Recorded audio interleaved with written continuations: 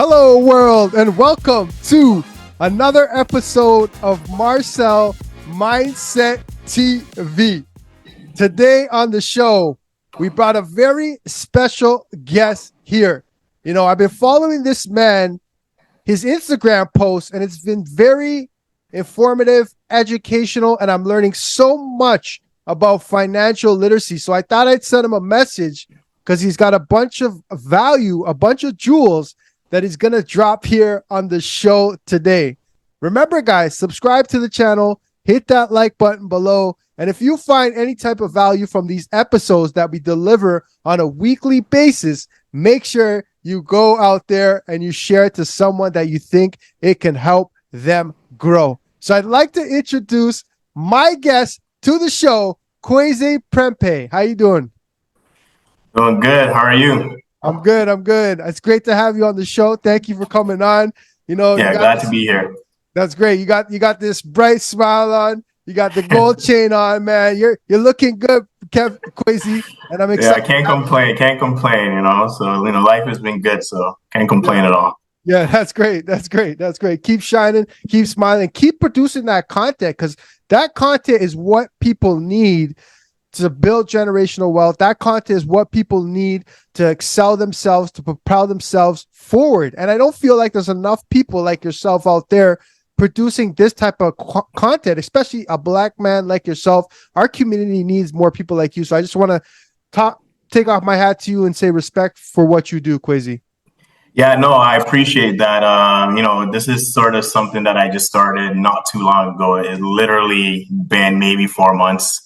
And it just came about really because, I have a lot of friends that ask me about, finance and investing, right? And, of course, some of my friends don't really have that, financial background, like I do, right? I develop all this knowledge through, my education, right? And of course, through, just being young and, trying to understand the value of money and really just trying to, accumulate it, right? So, I was just really natural at it, right? From young. And of course, like that sort of also led me into, going into school, understanding, taking courses that, really equipped me with the knowledge that I needed to understand about investing, money, and just the general fluctuations of, how important money is in the economy, right? So, through those conversations with my friends, I just thought that, hey, you know what? I have a lot of, knowledge. I know a lot of things about, investing, finance and stuff like that. So I just thought, how can I present it in a way that people that have no background in finance or, investing understand these things that can also, help them, with their, money management or even investing journey. Right. So, yeah. And that's great, because we need that, because growing up, we don't necessarily get that in the education system. And sometimes if our parents don't teach it to us, where are we getting this information? So what you're doing is great. So for our audience out there, what inspired you to start Sunday Born Finance? And tell the audience a little about yourself. Like, who is Kwasi? Yeah, for sure. So, first of all, I guess since I'm on this platform here, and I am Ghanaian, so I always try to, give people the right way of saying it, right? So, so my name is Kwasi Prempeh, right? Okay. So that's how you pronounce it, right? I know, like in Canada, they put a little twist on it, Kwasi or Kwasi, and sometimes it gets very annoying sometimes, but it is Kwasi Prempeh, right? So I'm originally from Ghana, and I moved to Canada when I was fairly young, right? So, been living here ever since then, right? So from a career perspective, I am a management consultant, and I work for a global tech and consulting company, who they're actually headquartered in France, Paris, France. And I am a part of their strategic advisory practice here in Canada, right? Wow. And for those of you who don't know what management consultant is, Yeah. thought I should just just kind of elaborate on that, because I know I throw that word out there and people are like, "What is that?" Right? Yeah.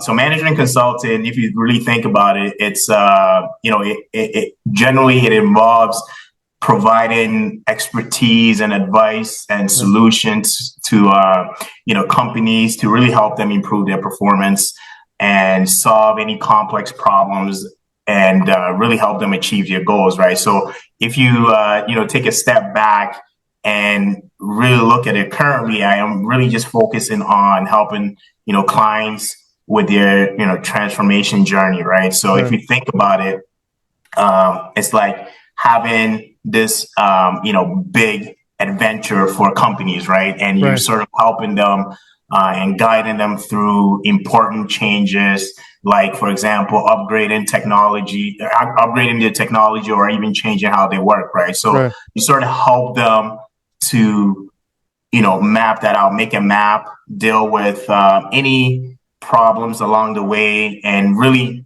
make sure they end up in a better place, right? So that's what I do there, right? So that's just a little bit of my context there. And in terms of my education, I went to McMaster University and did a BA in economics. I did my master's in economics as well.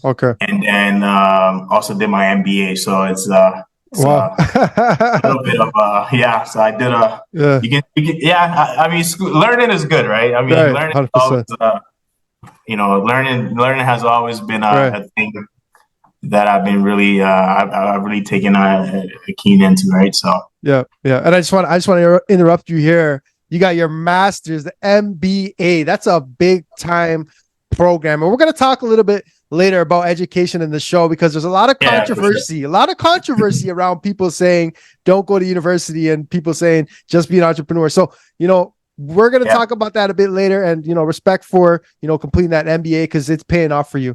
And what inspired you to start the Sunday Born Finance Instagram page that, that I'm following and that people are following, and to start to build a following as well too? Like, people are starting to recognize that.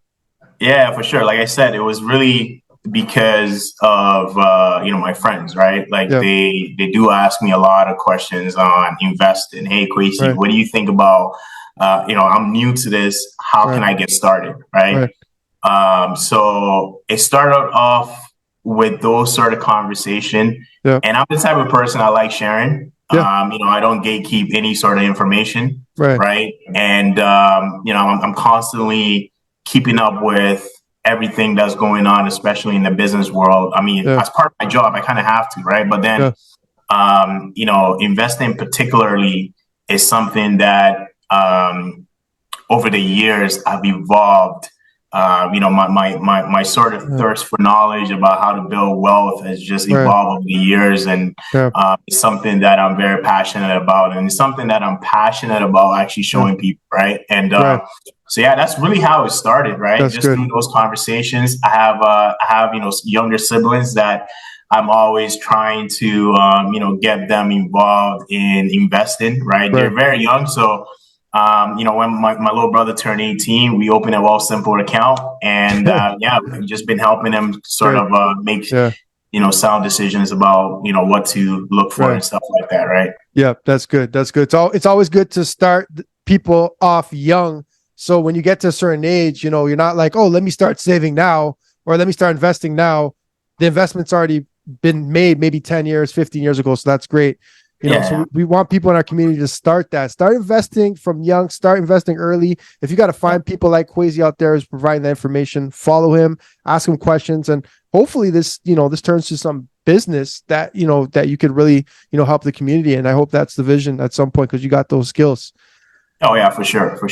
Yeah. So I want to talk about AI. So AI, artificial intelligence, it's kind of something that's, floating around right now, whether you've heard it on social media, whether you've heard it in the news. And like, what are your thoughts on AI, and how can people be prepared for this, this new generation? AI, it's such a hot topic right now.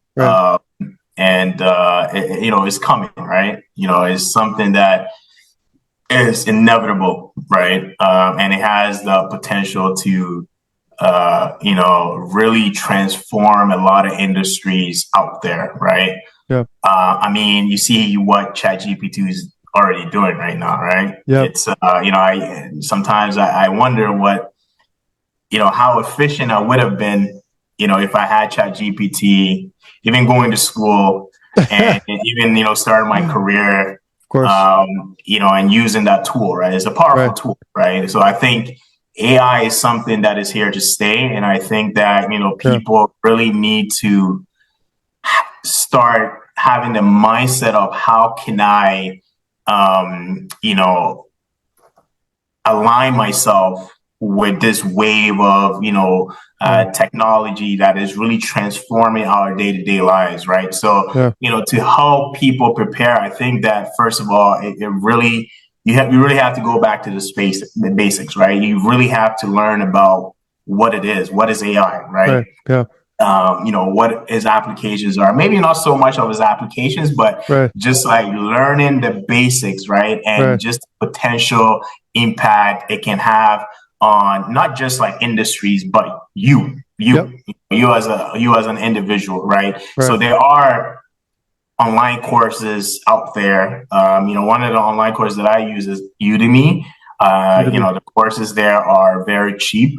Mm-hmm. And there are a lot of beginner friendly courses on what AI is, right? That you can Right. definitely, tap into to kind of just learn the basic Right. understanding of AI concepts Right. and the implications, right?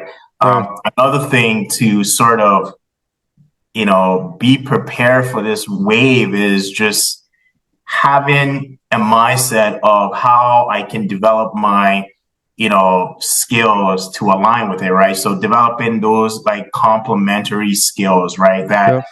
AI easily cannot be replicated, right? Yeah. Like so critical thinking, Right.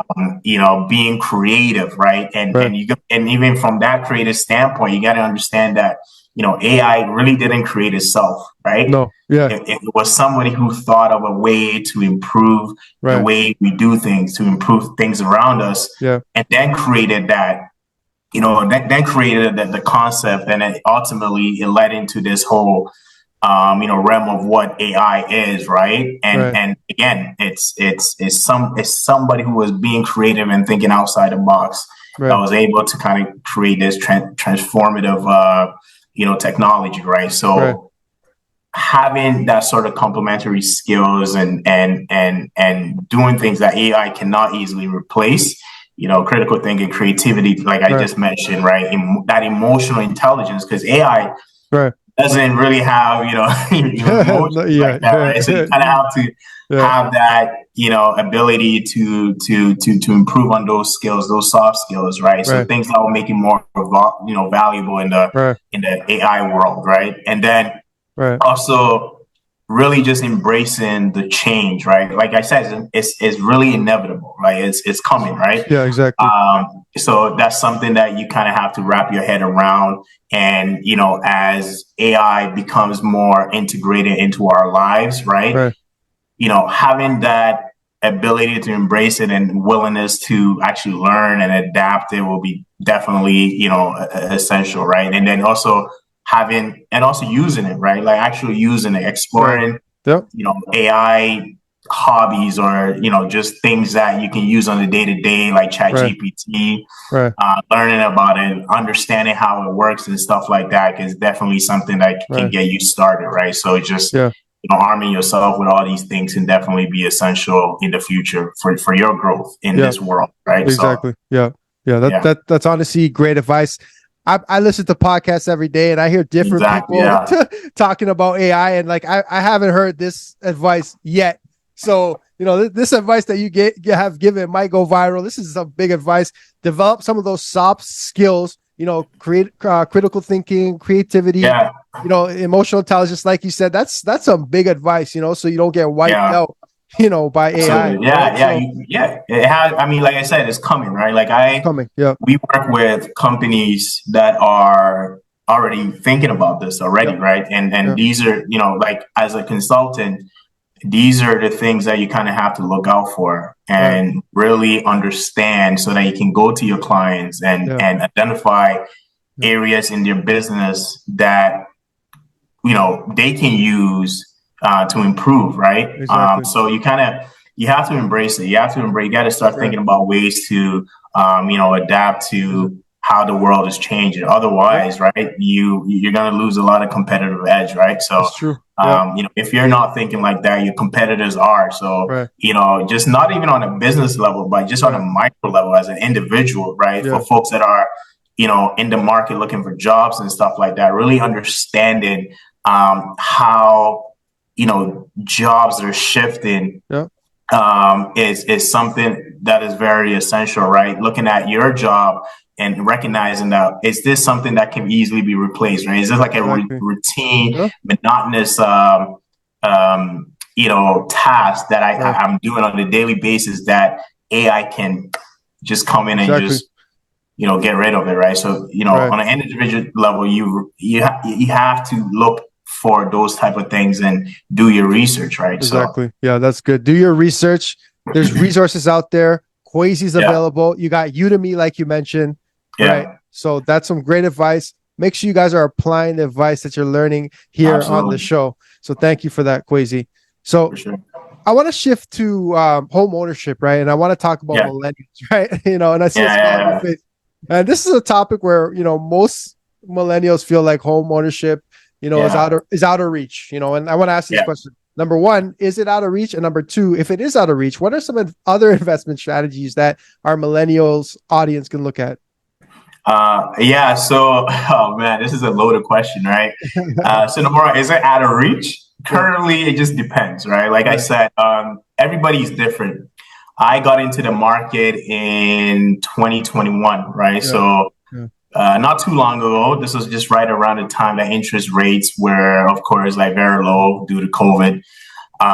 So I was fortunate to get into the market. Like I said, prior to that, I've been, investing, and also I've also managed to increase my earnings through my career by a significant percentage, right? So I was in a better situation to get into the market, back then, right? So if we're currently speaking right now, it really have to depend, right? It depends on, let's say, for example, if you come from a wealthy family and they have the capital, you can definitely get into the market, right? Money talks, right? Exactly. However, if you're not that fortunate and you're sort of,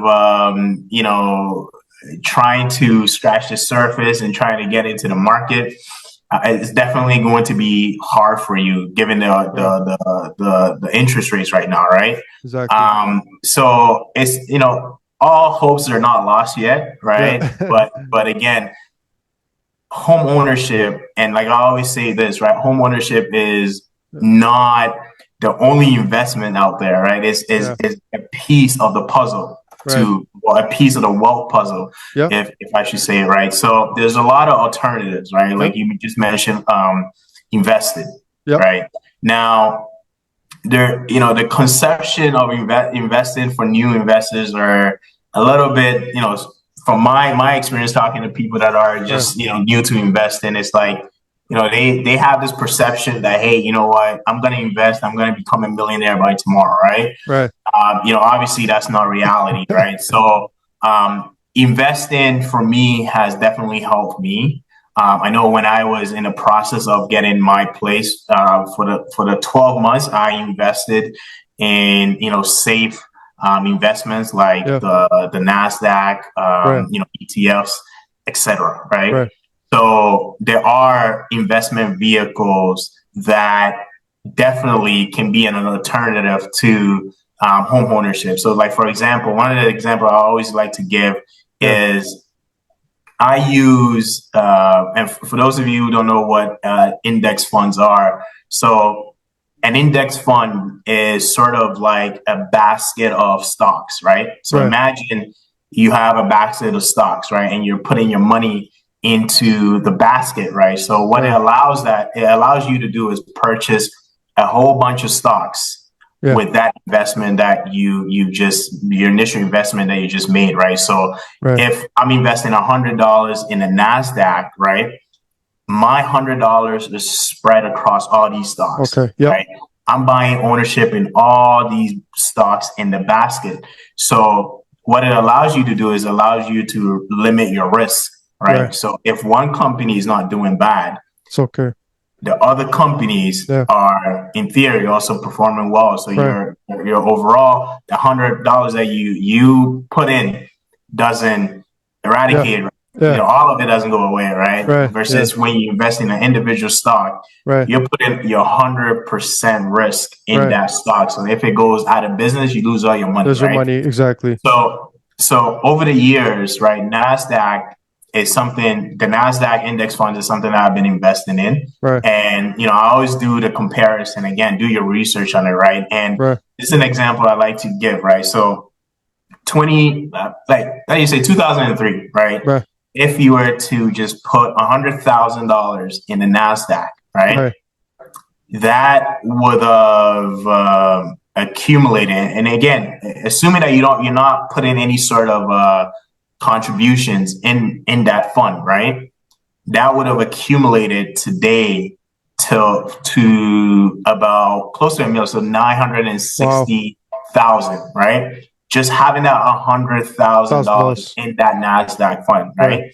Would have again, I'm using the numbers from the NASDAQ, TD NASDAQ that I use, right? So that would have accumulated to 960K or something like that, right? Which is about 12%, right? 12% on an annualized basis, right? So if you compare that to the Toronto, market, right? So 2003, a detached house, like just using a detached house was roughly around like 300, 350, 330, whatever, right? Yeah, you would have accumulated a detached house is going for like 1.3, right? You would have accumulated roughly $1 million, right? Exactly. Now, but think about it though, right? If you have a home, right? The maintenance, the property tax, all of those costs, right? That people really don't think about over the years. If you were to sit there and say that, okay, well, I sold my house for 1.3, I made $1 million. You really didn't make $1 million, right? Because you're forgetting that the maintenance, the maintenance costs, the property tax, all these things that you had to put into the house, right? These are capital that you're not getting back, right? Exactly. It's not getting back. That is gone. So if you were to subtract the gain from all these costs, you wouldn't end up with the 1.3 or $1 million that you think you ended up with, right? Whereas the NASDAQ, that $100,000 to, let's say, 960 or whatever, right? The gain of 866, that's gain for you. You know what I mean? That's like of course, actual gain that you actually got. And on top of that, you also have the access to your initial contribution. Right. You know what I'm saying? As well too. Yeah, that 100,000. Right. Yeah, that 100,000. Right. Now that's just 100,000. Imagine if you're just contributing maybe your property tax, right? So my property tax is around like $5,000 a year, right? So now imagine if you're using that as an example, $5,000, and you're adding on every single year to that 100,000 initial investment, right? As using that as a property tax, and you're just putting it into your index fund. In essence, that whole investment will also increase as well too, right? So that so 100,000, 5,000 every year. So let's say your total contribution is like 200K, right? At the end, you probably end well over $1 million bucks, right? But that 5,000 that you would have paid for your property tax, you still have access to that. You know what I mean? Get that, exactly. Yeah, you still get that. Right? You still get that. It's not something that is sunk. You know what I mean? It's not like something that is totally forgotten. So when you start thinking like that, right? You start to think that, there's more to increasing your wealth than just putting it into a property, right? Exactly. Yeah. There's a lot of alternatives out there, right? So one alternative are bonds, for instance, right? Yeah.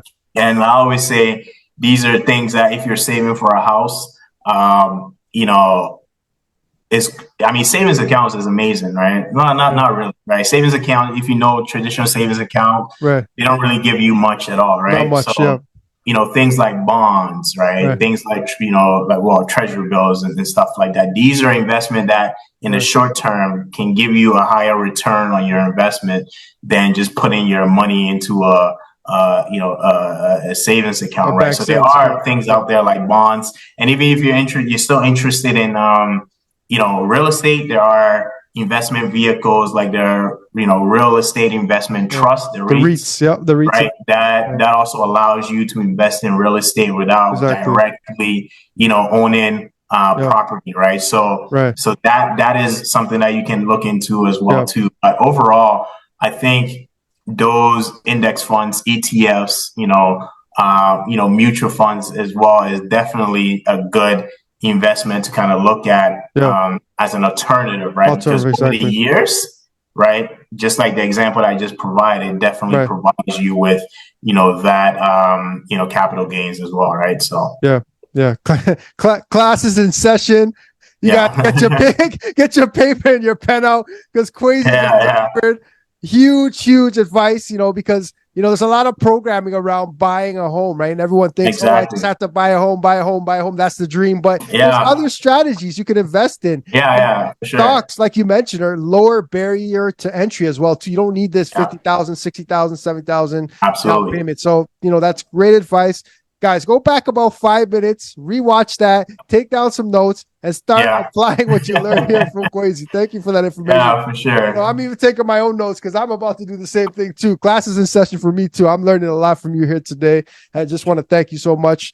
And I really hope, Kwasi, that you start creating courses. You start putting yeah, I yourself know. out there I've more. been Like getting a lot of that. I've been getting a lot of that. and yeah, I definitely that's something that, of course, like once I have a little bit more time and start of really course, trying to yeah, plan a lot of things out, that's right, something that I'll yeah, definitely consider. Right. right, Like I said, I'm all about sharing what of I know. course, yep, Of course, like me, for instance, how one of the other reasons that I started was because I thought this knowledge was common, right? Because I'm around people that already understand this stuff, right? right, yeah, So of course, like going, having friends from my work, having friends from school, all of these are all the things that right, it comes very natural to us, right? yeah, So yeah, now, of course, when I step outside of that sort of circle, group yep, and talk to other people yeah, about these things, these are like very foreign, right? So yeah, that's one of the other reasons why I decided that, hey, you know what, this is not common knowledge, right? A lot right. of people are a lot of people don't know these things, right? No, So, they don't. Yeah, my goal is really to just simplify it for people and really share what I know with, exactly. right? So, Yeah. Yeah, yeah, that's great. And if your friend group isn't talking about these things, you better find another group because these things are very yeah, important. All right. absolutely. Yeah, Yes, very yes, important for yes, sure. extremely. So I want to talk about inflation. How can Yeah. someone kind of deal, with inflation or defeat inflation? Like how can I deal with inflation? Yeah, I mean, you can write a letter to the Bank of Canada and ask them to decrease it. Yeah, for sure. Yeah. That's a way to battle inflation, right? There you go. But no, I'm just joking. But you know, for individuals that are looking to battle inflation, I think the concept of inflation really, you got to ask yourself, what is inflation, right? So Yeah. inflation is in essence, the rising cost of living, right? Yep. So if you looked at during COVID, there's of course like everything stopped, right? People were getting sent home. Demand for goods and services decreased dramatically, right? Yep. And of course, as a business, prices you have to kind of suppress prices a little bit for people to come in to generate demand for your products, right? Right. So, however, over the time where COVID restrictions were lifted, what happened was people were just so tired of being at home. And on top of that, the government were injecting money into the economy. You see the surge checks that people were getting. Yep. People really weren't spending a lot of money at all. So they saved that, right? Yep. They saved that money. And once they were allowed to go back outside, you saw the demand for things like travel, right? Shoot off the roof, right? And as a company, if you're looking at all these demand, you want to take advantage of that, right? Oh yeah, increasing your prices and whatnot. Of course, like there were supply chain disruptions and everything like that that contributed to rising prices and stuff like that. But what we see now is we have milk, for instance. I'm going to a grocery store and I'm buying. My grocery bill is just, compared to what it was 3 years ago, it's just it's not it, right? Like I'm buying $6 for orange juice is some crazy number that I'm buying for all these things now, right? So, as an individual, your purchasing power now doesn't buy a lot anymore, right? Because again, inflation, right? Exactly. So, you got to ask yourself, how else can you, battle against this, right? And one of the things that you can do is invest. Right? Yep. It's cool to keep your money in the savings account because you want to be safe. But once you do that, you got to understand that purchasing power that is in your savings account is just losing value over time, right? Yep. Is losing value over time. So the key is you got to make your money work for you, right? You got to increase the value or your purchasing power at least, greater than inflation, the rate of inflation, right? And the way to do that is to just invest your money, right? Yep.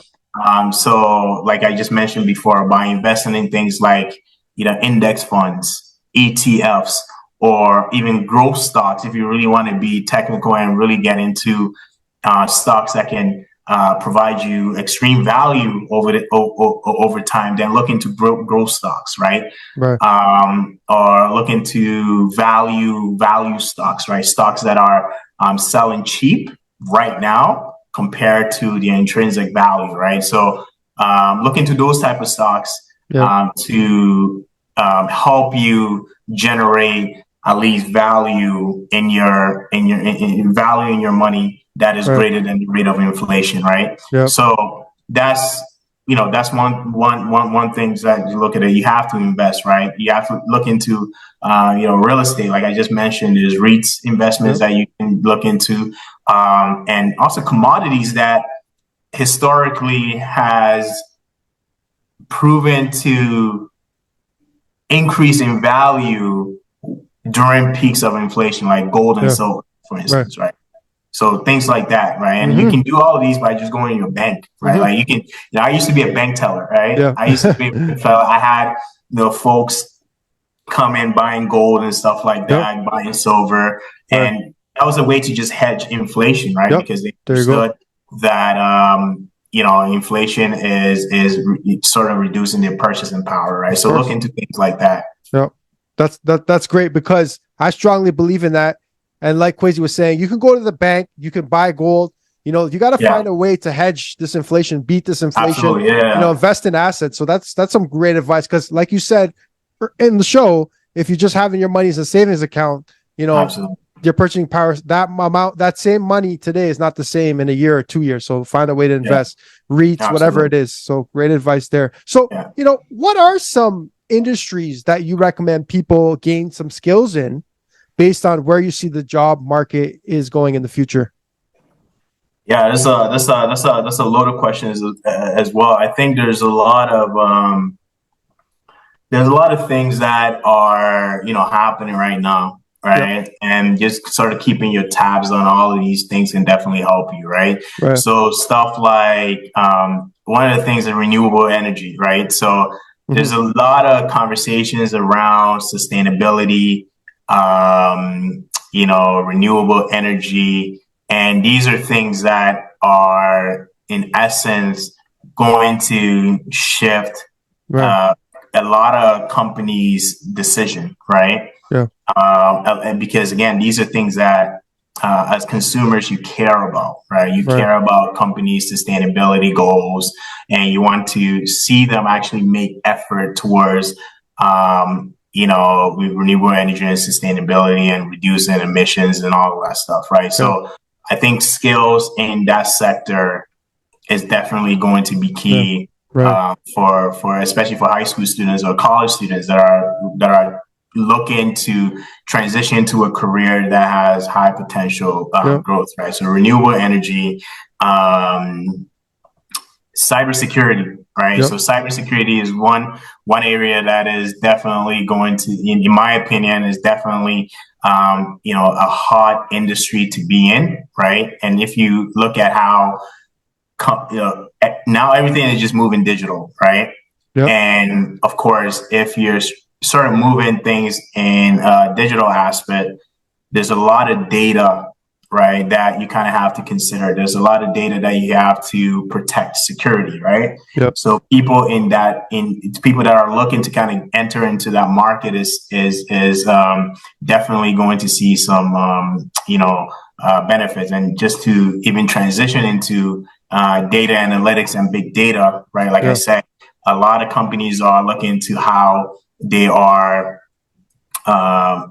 collecting data, right? So for example, if you take a look at this is one of the things that I've been talking with clients about, is really how do you get data, the amount of data online, right? Because it's easy. Like right now, if I go into a company's website or if I sign up for something, right? Company have access to your name, your phone number, your address, and a lot of these things that they can definitely look to analyze and then provide you with, certain, services, right, that you may be into, right? So understanding big data, right? Understanding how you can analyze large data sets to really drive insights for companies is something that is definitely valuable, right? And also things like AI, right? Like I was just saying, AI is coming. So looking into those, industry and understanding the basics of it is something that can be very valuable to you if you're like a high school student or even like a college student that is trying to understand what to do with your with your future, right? Financial technology, robo advisors. These are all things that being skilled in is definitely going to benefit you once you enter the job market, right? So these are things that I'm just throwing on top of my head here, right? So and it's all valuable, and we want people to start thinking about that, because what happens is, all these universities, they come and they visit our high school, and a lot of times they don't tell us these things. They don't say, go into these industries, they have a high ceiling, they just say, oh, go to school and get your degree and you'll be okay. But that's not always the case. You got to be very strategic, especially if you're spending 30, 40, 50 grand on a degree. You want to make sure there's growth in that industry you're going into. And to even just to add on to that, one of the things that worked for me when I was in school is I had, I think, 4 or 5 courses a semester, right? Now, once I started, once I got into 3rd, 4th year, one of the things that I started doing was I created my own course, right? And one of the things that I called it is business development, right? So, and I think that's very key, right? Because, school, and this is my opinion, right? I think school is stuck in the curriculum is sort of stuck to me, right? There's no way you're spending $30,000 coming out of school and not knowing anything about what I'm just talking about. Index funds, mutual funds. It's mind-boggling to me, right? That you can go through years and years of experience and come out, right? And you don't know none of these things, right? You kind of have to do it on your own, right? So the business development that I started doing for myself was setting time aside, right? Maybe an hour or 2 hours a week, right? And doing my own research about my career, what industry I can get into, the potential pay, right? And that's very key. The potential pay, and what are some of the skills that I need to gain right now to put me in a better position for those positions when I start applying to these jobs, right? And working on my interview, skills, right? So I started doing that 2 hours a week, right? Just do my own research along with going through the whole, my old curriculum and school and all of that stuff, right? And I think by doing that, it kind of helped me understand where I want to go, what my skill sets, like where my skill sets are needed. And I was able to really, leverage that. So in interviews, it just came very, of course, I didn't succeed in every interview, but I was just that much prepared to give examples about how I can be a valuable member to the company, right? So that business development aspect is not even school related. It's just more of personal development, right? Like, who are you? Like if somebody asks, describe who you are, right? And oftentimes look at you like, right? Like, who are you, right? Why do you, what value do you bring, or something like that, right? You need to have a well put, response to it, right? It's more like a sales pitch. Even when you go to networking events, you need a sales pitch to people, right? Like, you don't want to stand there and look like you don't know what you're talking about or anything like that, right?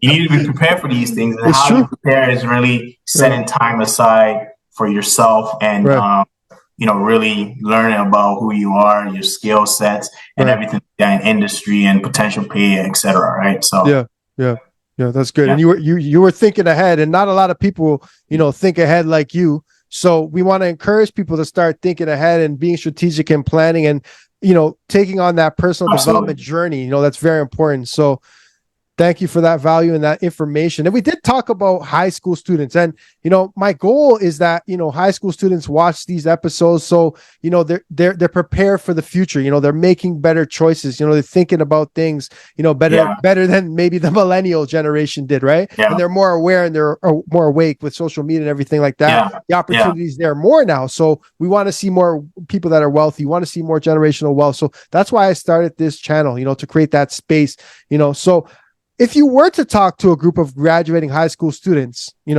would you tell them to go to university or explore entrepreneurship? I mean, this like if I were to advise them, I think, first of all, I'll ask them, what are your thoughts and what is it that they're passionate about, right? I think that university provides a structured education and can definitely open doors to certain careers, right? While as an entrepreneur, it sort of offers the chance to create innovative solutions to things that you want to solve, right? Like a value proposition that you want to generate to improve people's lives, for instance, right? So, I will definitely encourage them to do their research on their desired field and sort of weigh the pro and con of even starting a business, right? Sort of weigh the benefit of formal education against the potential of, starting their own business, right? I think those two are very key, right? And, every student is different. I have friends that I went to school with that really just smart people, but I think their personality and the way they are, it will be challenging for them to come to a 9 to 5 and do something repeatedly because they're more of a sort of like innovative thinkers, right? They want to go out, they don't want to work for themselves. They have a strong passion for working for themselves. They have all these ideas, right? And I think that those people, especially the friends now, actually transition into doing their own thing, right? Whereas certain people are just more they think structurally, right? Yeah. They want to be in a position that is, structured. They don't want to worry about not, receiving paycheck or income in 2 weeks, right? There you Like they go. want Yeah. that sort of like structured, Right. smooth sailing lifestyle, right? Yeah. Right. Hey, I'm expecting my income to come in 2 weeks. Here, I plan to take this vacation. I use my paychecks to do this, that, Right. and that, right? And then certain people are more risk takers, right? They're like, nah, no, I want to work for myself. Right. I want to make an impact, right? While I'm Right. here, I don't want to work for no boss. I want to work for, I want to be my own boss, etc. Blah blah blah, right? Right. Yeah. So I think you really have to understand those like competing interests Right. and really make that decision that, hey, this is the type of person I am, Yeah. right? And I am comfortable coming in, doing this job, climbing up the corporate ladder, Right. and ultimately making it to, in my case, partner or Of course. Yeah. CEO, etc. Right? Definitely. Yep. Or, hey, I'm this person. I can't stand my boss. Right. Yeah. I can't stand the people I work with. Yeah. I have so many ideas, Yeah. and this job is keeping me away from pursuing this, Right. this idea, all of that stuff. So I think Yeah. you really have to do some soul searching, right? Yeah. If Know and yourself. really find out what you're, passionate about, and then pursue it, right? So Exactly. like I said, it really depends on the type of person that you are. Right. So my advice is really just to look at the weight of benefits, right? Yep. Understand who you are before you make that decision. Exactly. Right? So That's great. Know thyself is what I took from that. Yeah, know thyself. Yeah. And what I want to add to that too is it's okay to do both. Like, let's say you have a 9 to 5 and you're still creative and you want to build something else. That's fine too. Don't fall into this social media thing where they say quit your job and then you quit your job and then there's no money and then you can't pay your rent or you can't pay your mortgage or your partner leaves you because you have no money, whatever the case may be, or you can't buy food, right? Like, it's fine to do both, right? Yeah, and exactly. You have to have a plan, right? Yep. No, now I think there's a couple of examples that well, a friend of mine told me, right? Like, there's a lot of stories that I've heard over the years about folks that are quitting their jobs and I guess pursuing this social media phenomenon that's been happening, right? And I think that a lot of people really need to just pursue it. That's your passion, go for it, right? But you kind of have to have a concrete plan as to how you are going about doing that, right? Right. Certain people don't really have are not fortunate to have family that can legit help them through that process, right? Exactly. I know some of my friends even have deals with their parents. Hey, you know what? I am going to take a year off and pursue this. And if this doesn't work, I'm going to go back to my 9 to 5 and whatnot, right? Yeah. Now, a lot of people also have that, room and stuff like that to explore, right? So you got to have a plan for sure. You definitely have to have a plan, and it has to be more strategic than impulses, right? Hey, I'm just going to quit, right? So it's true. Have a plan. Have a plan. Be strategic. Like Kwasi said, and like I said as well too. You can do both. You can start doing 9 to 5, and then you could do your whole entrepreneurship, creative thing. And if that takes off, if you're making double or triple, then at that point you can leave, right? Absolutely, for sure. But be strategic and have a plan. Absolutely, both routes are great. So I want to talk about debt.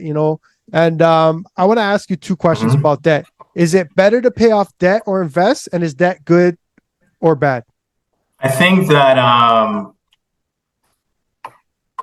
this depends on a lot of factors, right? Like, I know I was speaking of interest rates, but I think that, paying off debt and investing is something that is definitely, a question that I get a lot.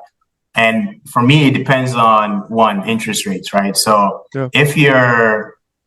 if the interest rate on your debt is high, right, then you have to sort of prioritize paying off to kind of avoid any excessive interest payments in the future, right?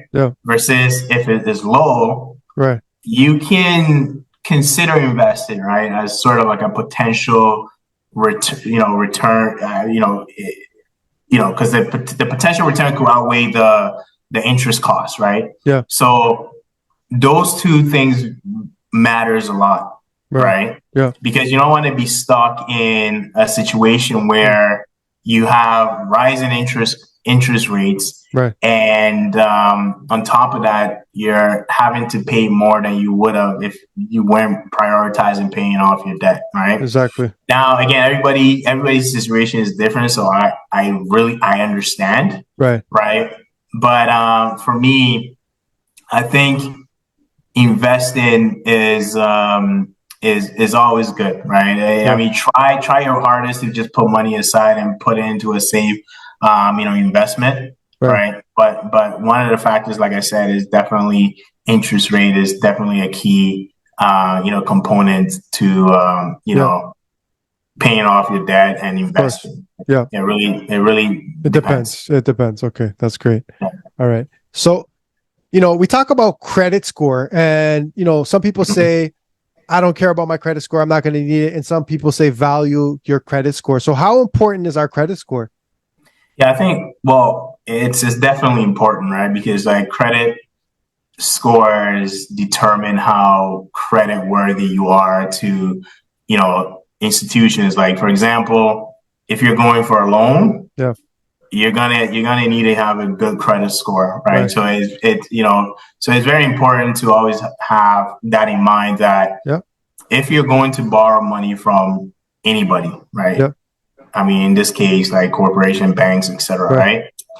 They're going to run your credit score. And the reason why they're running their credit score is to assess how risky you are. Are you a risky borrower, or are you somebody that they feel comfortable lending their money to? Exactly. Right? Yeah. And they're going to do that, right? So if your credit score is not good, then chances are to account for your risk, they're going to increase the interest rates, of course, right?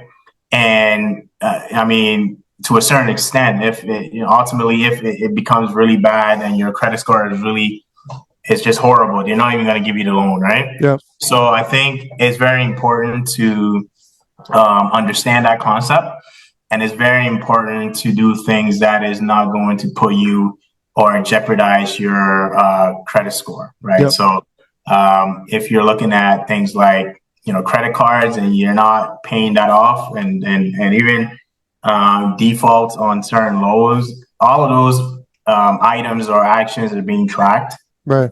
And in essence, if they're being tracked, and one day you're ready and you want this big house that you dreamed of, and you want to make that purchase, then that credit score is definitely going to be a determinant factor for most of these banks, right? So it's definitely important to keep that in mind. Right? Yeah, that's good. That's good. And we want our younger audience to know that. Make sure you don't sabotage your credit score, your credit, pay your bills on time, because when you want a car, or you want a credit card or whatever it is, you want a loan for something, they're going to check your credit score. So ensure that you're taking care of that.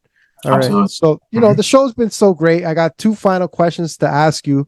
I don't want to leave here today. I got a bunch of notes on my paper. I feel like I'm in class. You're the professor. This is great. I'm looking forward to Kwasi University. We need one of those. Right. So I want to ask you, for sure. Yeah. What are some money tips that you have learned that you think could help other people out there? Yeah. Money tips. Oh, yeah, that's a lot. I think, over time, my sort of, my journey with money is just evolving, right? Over time, I went from saving, was very important. Like, my mom taught me the importance of savings. And then, of course, through life, it just evolved into how do you not only save, but increase the value of those savings, right? So, start by saving a portion of your income regularly, right? One of the things that's helped me over the years is creating a budget to kind of track my expenses. Okay. And of course, once you start saving and accumulating all of those like capital, now start to think about how you can generate, money Exactly. by just compound interest, right? So one of the things that you can do is invest in, right? So if you Right. and I think you mentioned this early, right? Yeah. So as baby steps, right? Like if you Yeah. have children, or even it just goes for anybody, right? You take Right. these baby steps where Yeah. first you're savings, you're creating a budget, and then you start to invest, right? Right. Now, one advice that I will always say is I start early, right? Start investing early to benefit from those compound growth, right? Yeah. Just learn. Continuous learning is something that There you is go. key once you start investing. You Right. just continue to learn about different investment vehicles that will allow you to maximize your investments, right? Exactly. And Yeah. we talk about things like REITs. We talk about things like index funds, mutual funds, ETFs, Yep. and like I said, growth. And once you start learning, you're gonna Yeah. start learning about looking at individual companies that have that potential for high Right. growth in the future, right? Like, so Yeah. imagine if our parents invested in Apple Oh. when it Yeah. started, right? It put maybe $1,000, right? How much Yeah. it was worth now, Whew. right? Yeah. Or Microsoft, right? Right. Yeah. So I think that the information is out there. It's all out there. It's out there. The information is out there.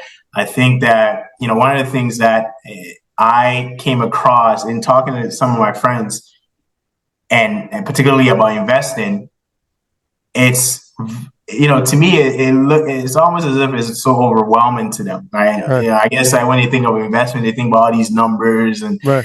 and they get very discouraged, like, oh, I'm just overwhelmed by this, right? But I think it's really not that difficult if you sit there, right? If you Yeah. apply the amount of time you spend on social media Of course. into just learning the basis on a Right. weekly basis, right? Yeah. I think that is going to change your life, in my Right. opinion. You Of know what I course. It mean? will. It will. It Because will. the information is out there, right? Right. And even with ChatGPT, for instance, if you Yeah. don't understand anything, you can legit go to ChatGPT, type it in, be like, hey, break this down for me like I'm a 2-year-old, right?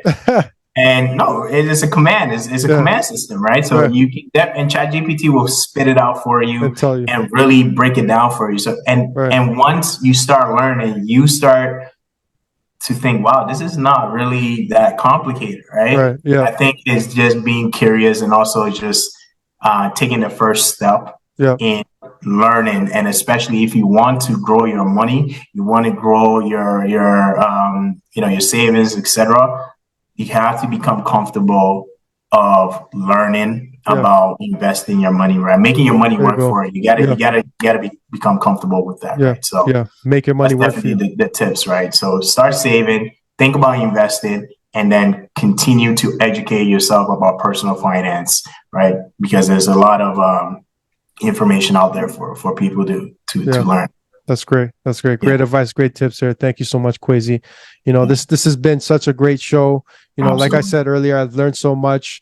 And we're gonna wrap up the show here with one Yeah, final question. And yeah. if you guys want to see a part 2, make sure you guys comment below on the show and say part 2, because we got to get a part 2 going. We got part 1, we got to get a part 2. We got to keep growing this, because this is great, Yeah. information. So, Kwasi, the final question that I have for you today on Marcel Mindset TV is, what is the state of the economy?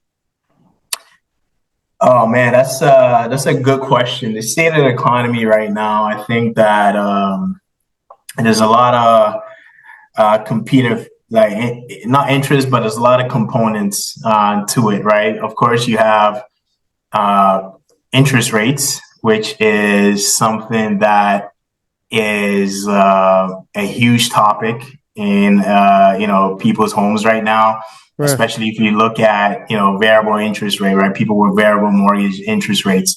Right. Um, it's it's definitely a hot topic, and I think Yeah. that right now the Bank of Canada, just to take a step back here, the main focus is to bring inflation down, okay, Yeah. to your target. And the target is what, 2%, I believe. Yeah. So until inflation is not at their target. Unfortunately, it looks like they are going to continue to increase interest rate to meet that target. Okay. Now the problem with that is, if you think about it, the huge majority of our expenses is what?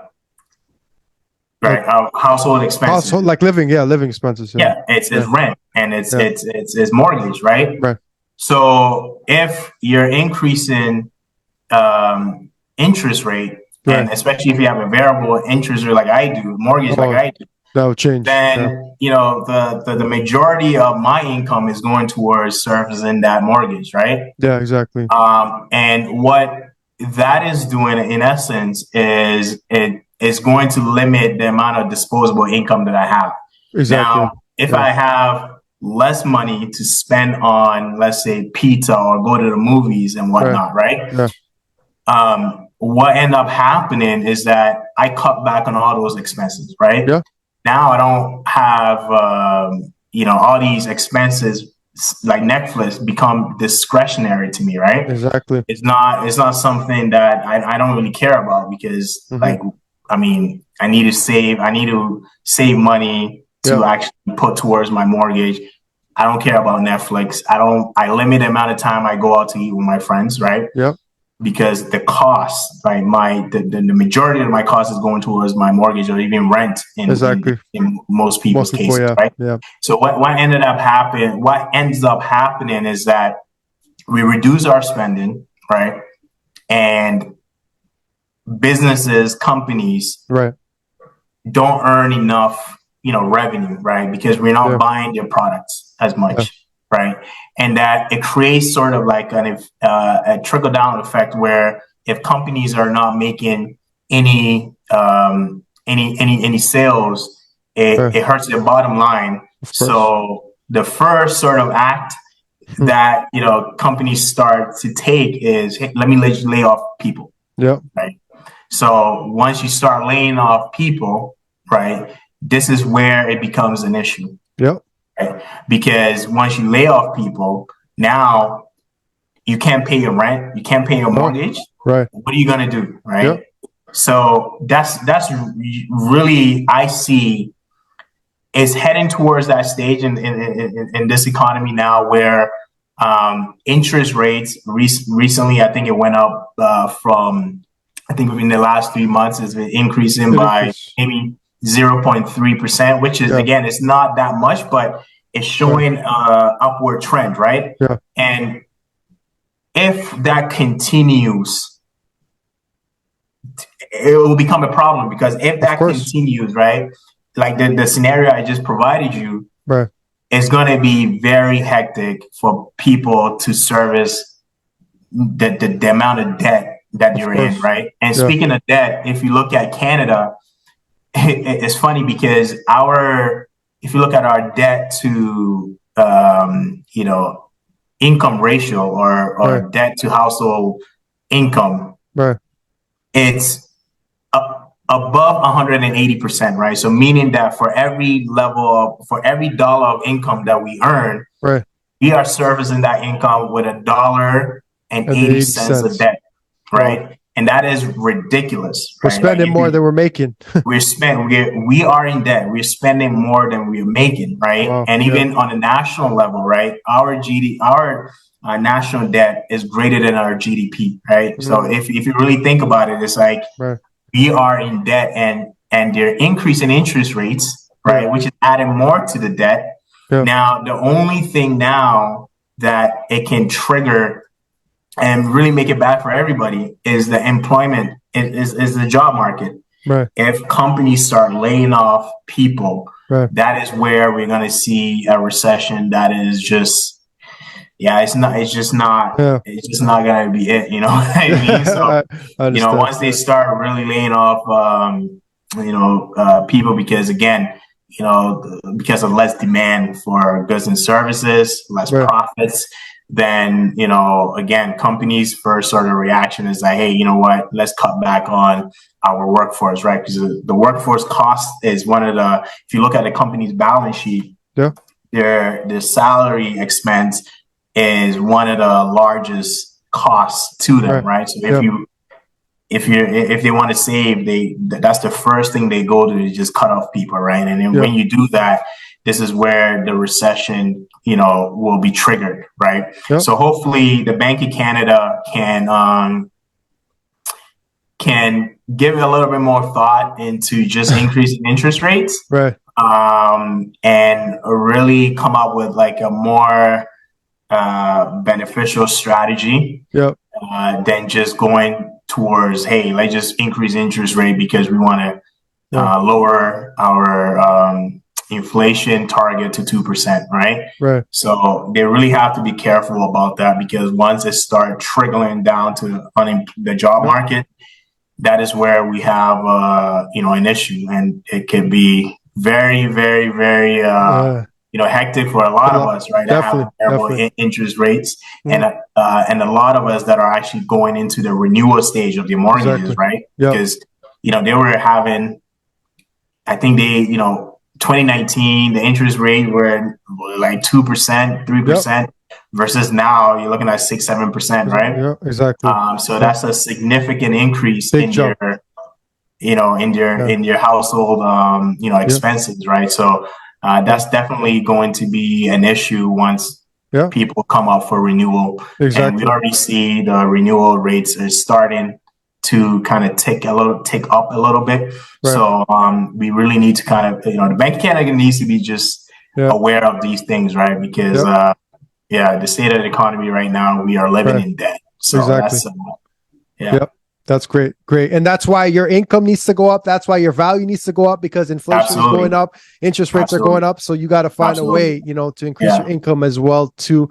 And you got to have a plan. And that's why, we brought this show here, because we want people to be more aware. We want people to have more of a plan. We want more people to do their research, do their education, because we can get through this, we can defeat this, but it comes from our education. So Kwasi Prempeh on the show. It's been phenomenal to have you here on the show. You dropped a bunch of knowledge, man. I'm looking Thanks for having me. Yeah, for sure. Thank you. I'm looking forward to following your content. And I hope you start doing TikTok videos. I hope I start seeing your face out there more. You got $1 million smile, brother. You got to put it out there, man. I don't know. It's gonna be a while till you see my face in there. I mean, if this comes out, this is probably the only thing that you see right now, man. I'm not the main objective is really just sharing my knowledge and stuff like that, and it's helping. We'll see what happens. Hopefully get the privilege of seeing your face too. So how can we reach you? How can we reach you, Kwasi? How can we reach you? Oh yeah, for sure. So right now, like I said, I just started Twitter and Instagram.